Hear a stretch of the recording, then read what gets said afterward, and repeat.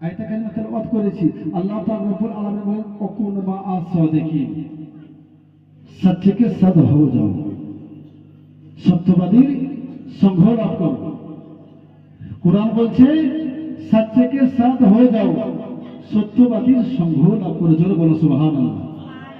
সত্যবাদী তো কোরআন তো এ কথা বললো না যে ব্যক্তি নামাজ পড়ে 5 ওয়াক্তের নামাজ, ওই ব্যক্তির সঙ্গ লাভ করো। কোরআন বললো, কথা বুঝতে পারছেন বাবাজি বয়স্ক সকলেই? তো কোরআন তো এই কথা বললো না যে ব্যক্তি 5 ওয়াক্তের নামাজ পড়ে ওই ব্যক্তির সঙ্গ লাভ করো। এ কোনো বাক্য, এ কোনো কথা, এ কোনো ধ্বনি, এ কোনো উচ্চারণ কোরআন বললো, এ কোনো রকমের বললো না যে ব্যক্তি মানে জুমার নামাজ পড়ে ওই ব্যক্তির সঙ্গ লাভ করো। এ কোনো কথা, এ কোনো বাক্য, এ কোনো উচ্চারণ, এ কোনো ধ্বনি, এ কোনো রকমের কোরআন বলেছে। এ কোনো রকমের মানে সারাটা দিন মানে যে ব্যক্তি না খেয়ে থাকে, যে ব্যক্তি মানে ভোরের মধ্যে মানে সেহরি করে, যে ব্যক্তি সন্ধ্যার মধ্যে ইফতার করে, ওই ব্যক্তি মানে 1 মাস সিয়াম সাধনা পালন করে। আর সিয়াম সাধনা পালন করার পর মানে এত কোরআন বললো না যে ব্যক্তি মানে রোজাদার সঙ্গ লাভ করো। এ কোনো বাক্য, এ কোনো রকমের কথা কোরআন বললো না। বিরাদার সবাই নেকেরাম বাবজি বয়স্ক বলতে চাই, তাহলে পারে যে ব্যক্তি 3 লক্ষ টাকা খরচা করে যে ব্যক্তি হজ করতে গেল, আর যে ব্যক্তি হজ করেছে ওই ব্যক্তির সঙ্গ লাভ করো, ওই ব্যক্তিকে স্মরণ করো, ওই ব্যক্তির মানে ফলো করো, ওই ব্যক্তির সমস্ত রকমের জিনিস করো। এ কোনো কথা, এ কোনো বাক্য কোন রকমের বললো, কোন রকমের বাক্য বললো না যে ব্যক্তি যাকাত দান করে ওই ব্যক্তির সঙ্গ লাভ করো। এ কোনো বাক্য, এ কোনো ধ্বনি, এ কোনো উচ্চারণ কোন রকমের মধ্যে কোরআন বলেছে, কোন রকমের মধ্যে বললো না যে ব্যক্তি মাথার মধ্যে টুপি লাগিয়ে থাকে ওই ব্যক্তির সঙ্গ লাভ করো। এ কোনো বাক্য, এ কোনো কথা কোন রকমের কোরআন বললো, কোন রকমের মধ্যে বললো না যে ব্যক্তি মসজিদের মধ্যে জিকির ও আসকার করে, তাসবিহ তাহলিল করে, আল্লাহ আল্লাহ করতে থাকে, আল্লাহ মানে আল্লাহ আল্লাহ করতে থাকে, ওই ব্যক্তির সঙ্গ লাভ করো। কোরআন বললো, এ কোনো বাক্য বললো না। বিরাদার বাবজি সামাইনে কেরাম বলতে চাই তো মানে তো বলতে চাই কোরআন কি বলতে আছে, ওকুন মা সাদিকিন, সত্যবাদীর সঙ্গ লাভ করো। জোরে বলুন সুবহানাল্লাহ। সত্যবাদীর সঙ্গ লাভ করো। তাহলে পরে বিরাদার বলছি আমরা কি বুঝতে পারলাম, যদি মানে কোরআন বলতে আছে সত্যবাদীর সঙ্গ লাভ করো, সত্যের সাথে হয়ে যাও, তাহলে পরে আমি আপনারা যদি সত্যবাদী হয় তাহলে পরে আমাদের মধ্যে নামাজ হবে। আমি আপনারা যদি সত্যবাদী হয় আমাদের মধ্যে জমা হবে। আমি আপনারা যদি সত্যবাদী হয় আমাদের মধ্যে সেহরি হবে। আমি আপনারা যদি সত্যবাদী হয় আপনাদের মধ্যে ইফতার হবে। আমি আপনারা যদি সত্যবাদী হয় তাহলে পরে আমাদের মধ্যে সিয়াম সাধনা পালন হবে। আমি আপনারা যদি সত্যবাদী হয় তাহলে পরে আমাদের হজ হবে। আমি আপনারা যদি সত্যবাদী হয়ে থাকি তাহলে পরে আমাদের যাকাত হবে। আমি আপনারা যদি কোনো রকমের সত্যবাদী হয়ে থাকি তাহলে পরে আমাদের মধ্যে মানে মহান আল্লাহ পাক রব্বুল আলামিন রাজি হয়ে যাবে। জোরে বলুন সুবহানাল্লাহ। কথা বুঝতে পারছেন বাবজি?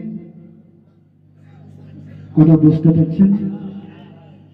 কল্কি পুরাণ 2 নম্বর অধ্যায় 20 নম্বর শ্লোক, 20 নম্বর শ্লোকের মধ্যে বলছেন আগতম ভূতলম স্বগতম স্বগতম মঙ্গলম দুঃখরম সুকরম জেনম। হে নবী হে সবি মা আমিনা লা ইলাহা পপম ইলাহা পরমপাদম জন্ম বৈকুণ্ঠ পুণ্য জপিনা মুহাম্মদ। জোরে বলুন সুবহানাল্লাহ।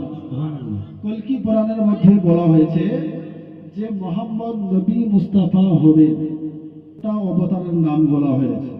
তার মধ্যে শেষ অবতার হলো কল্কি জামানার কল্কি অবতার। জোরে বলুন সুবহানাল্লাহ। অবতার মানে নবী মুস্তাফার নাম।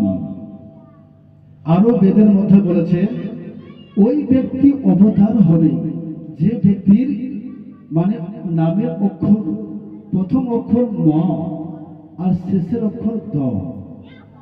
আমাদের মধ্যে কারো আছে বা কোন ঋষি, কোন দেবতা, কোন ব্যক্তি কারো আছে বাবজি প্রথম অক্ষর ম, লাস্টের অক্ষর দ। যেই ব্যক্তি হবে মোহাম্মদ ওই ব্যক্তি হবে কল্কি অবতার। জোরে বলো সুবহানাল্লাহ। আর ওই অবতার নবী মুস্তাফা গা থেকে শরীর থেকে যে ঘাম ঝরবে আর ওই ঘাম মানে মুস্কে আম্বারের মতো, মুস্কে আম্বারের চাইতে তার মানে সে খুশবু প্রবাহিত হবে, যারা বলে সুবহানাল্লাহ। হাদিস শরীফের মধ্যেও পড়েছি এবং এটা গীতার মধ্যেও বলেছে, বেদের মধ্যেও বলানো হয়েছে। বিরাদার সবাই নেকেরাম, তো এবার আসুন মানে সত্যবাদী কে ছিল, সত্যবাদীকে ফলো করুন। যদি সত্যবাদীকে দেখতে চান তাহলে পরে কোরআন বলতে আছে ওকুনো মাআস সাদিকিন, সচ্চেকে সাথ হয়ে যাও, সত্যবাদীর সঙ্গ লাভ করো। তাহলে পরে বাবজি সবাই নেকেরাম সত্যবাদী কারা এবং সত্যবাদী কে ছিল আর সত্যবাদীকে কিভাবে আমরা মানে সত্যবাদীদের দিকে আমরা লক্ষ্য করব, ফলো করব, তাদেরকে কিরকম করে আমরা চলবো।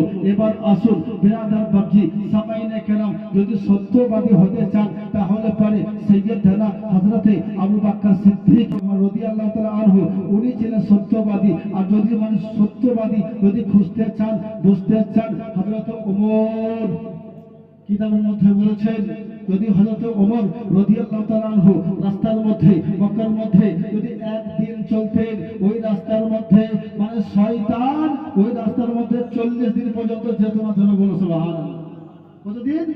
40 দিন পর্যন্ত যেত না।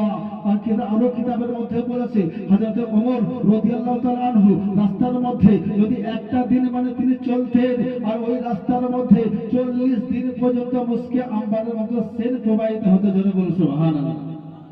তাহলে বাবজি সামাইনে কিরাম, যদি হযরত ওমর রাদিয়াল্লাহু তাআলা আনহুর এত মার্তবা হয়, হযরত ওমর রাদিয়াল্লাহু তাআলা আনহুর এত মার্তবা আল্লাহ পাক রব্বুল আলামিন যদি দিয়ে থাকে, তাহলে পারে আমাদের রহমাতুল লিল আলামিন নবী মুস্তাফা জান্নাতের মালিক ও মুখতার রহমাতুল লিল আলামিন নবী মুস্তাফার মার্তবা কত। জোরে বলো সুবহানাল্লাহ।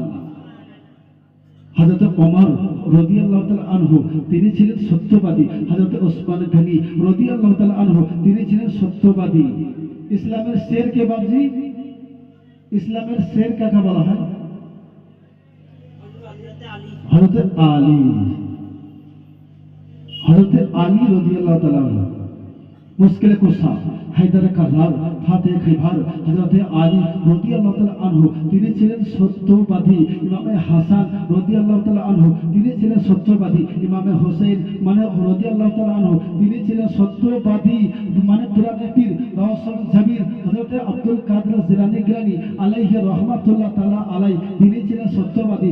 আলা হযরত আজমুল বরকত মুজাদ্দিদ দ্বীন মিল্লাত ইমামে আহলে সুন্নাত আলাইহি রাহমা তিনি ছিলেন সত্যবাদী। খাজা গরিবের নওয়াজ হিন্দের ওলি খাজা মঈনুদ্দিন চিশতি সঞ্জয় রাহমাতুল্লাহ তাআলা আলাই তিনি ছিলেন সত্যবাদী। বিরাদার এইরকম করে যদি আপনি সত্যবাদীকে লক্ষ্য করতে থাকেন, যদি সত্যবাদীকে ফলো করতে থাকেন, আর সবচাইতে মানে জীবনের মধ্যে একটা মিথ্যা কথা বলেননি, তিনি হলেন নবী মুস্তাফা। জোরে বলুন সুবহানাল্লাহ। আর তিনি ছিলেন সত্যবাদী। তাহলে পরে বিরাদার সাবাইনে কেরাম আল্লাহ পাক রব্বুল আলামিন বলতে আছে যে সত্যবাদীর সঙ্গ লাভ করো আর সত্যবাদীকে ফলো করো আর সত্যবাদীকে লক্ষ্য করো। আর যদি তোমরা সত্যবাদীকে ফলো করে যদি চলতে পেরেছো বান্ধা, তাহলে পরে তোমাদের মধ্যে জাহান্নাম হারাম হয়ে যাবে, তোমাদের মধ্যে জান্নাত ওয়াজিব হয়ে যাবে। যাবে বলো সুবহানাল্লাহ। সুবহানাল্লাহ সুবহানাল্লাহ। আমাদের পাথর চাপড়ি বাবজি বীরভূম নাম শুনেছেন? পাথর চাপড়ি দাতা মেহবুব শাহ রহমাতুল্লাহ তাআলা আলাইহি, যিনি সাত জমিনের মধ্যে আরাম করতে আছেন। তো আমি আপনারা সকলে তো মানি যে আমরা আহলে সুন্নাত ওয়াল জামাতের ব্যক্তি, ওলি আউলিয়া গাউস কুতুব খাজা রাজা সকল ব্যক্তিকে মানি না বাবজি। মা আনা আলাই ওয়া সাহাবী, নবী পাক সাল্লাল্লাহু আলাইহি ওয়াসাল্লাম বলতে আছেন যে ব্যক্তি আমার এবং আমার সাহাবী পন্থী ওই ব্যক্তি হলো জান্নাতি। জোরে বলো সুবহানাল্লাহ। তাহলে পরে ব্রাদার বাবজি সামাইনে কেন যে ব্যক্তি নবী মুস্তাফা সাহাবী এবং নবী মুস্তাফা ওই ব্যক্তি হলো জান্নাতি। তাহলে পরে বোঝা গেল যে সমস্ত ব্যক্তি মানে যে সমস্ত ব্যক্তি যে পাথর চাপিয়ে যে বলতে চাচ্ছিলাম দাতা মেহবুব শাহ রহমাতুল্লাহ তাআলা আলাই একজন আল্লাহর ওলি কামিল, জোরে বলো সুবহানাল্লাহ। আর তিনার দরবারের মধ্যে আপনি নয়, শুধু আপনার আমার গ্রাম নয়, হাজার হাজার গ্রাম থেকে হাজার হাজার দেশ থেকে মানে অনেক অনেক মানুষ তারা মানে যাওয়ার জন্য তারা কি করতে থাকে, আগে থেকে প্রস্তুতি নিয়ে নেয়, আগে থেকে যাওয়ার জন্য তারা মনের মধ্যে একটা ইরাদা করে নেয়, আগে থেকে যাওয়ার জন্য তাদের মনের মধ্যে একটা গেঁথে নেয়। কারণ হলো বেরাদার সাবাই নেকেরাম মানে হাদিস পাকের মধ্যে বলা হয় কারাবা ইলাইহি বিন নওয়াফিল হাত্তা আহবাবতা ফাক্তাউল্লাহি সাল্লাল্লাহি ইয়াসবাহুল্লাহি, এইরকম বলে হাদিস পাকে বলা হয়েছে যে ব্যক্তি আমার কিছু আল্লাহর এমন ওলি বান্দা যিনারা আছে তারা আমার এত প্রিয় হয়ে যায়, এত আমার নিকটবর্তী হয়ে যায়, আমাকে এত দিওয়ানা হয়ে যায়, আমার প্রতি এত মগ্ন হয়ে যায়, ওই ব্যক্তির প্রতি আমি এত মানে ওই ব্যক্তির জন্য ওই মানুষটার জন্য আমি তার জোগান হয়ে যায়, জোরে বলো সুবহানাল্লাহ। আর আমি ওই ব্যক্তির প্রতি এত তার প্রিয় সবাই লিখলাম যে বলছেন পাথর চাপের জন্য দাতা মেহবুব শাহ রহমাতুল্লাহ তাআলা তা তিনি এমনই একজন আল্লাহর ওলি। আর তিনার দরবারের মধ্যে যে ব্যক্তি যাক না কেন সে ব্যক্তি খালি হাতে ফিরবে না, কিছু কিছু ফাইজ বরকত মানে নিগাহে কারাম তিনার কাছে তিনি পেয়ে যাবেন। আল্লাহ বলি তিনাকে মানে খালি হাতের মধ্যে নিরাশ করবে না।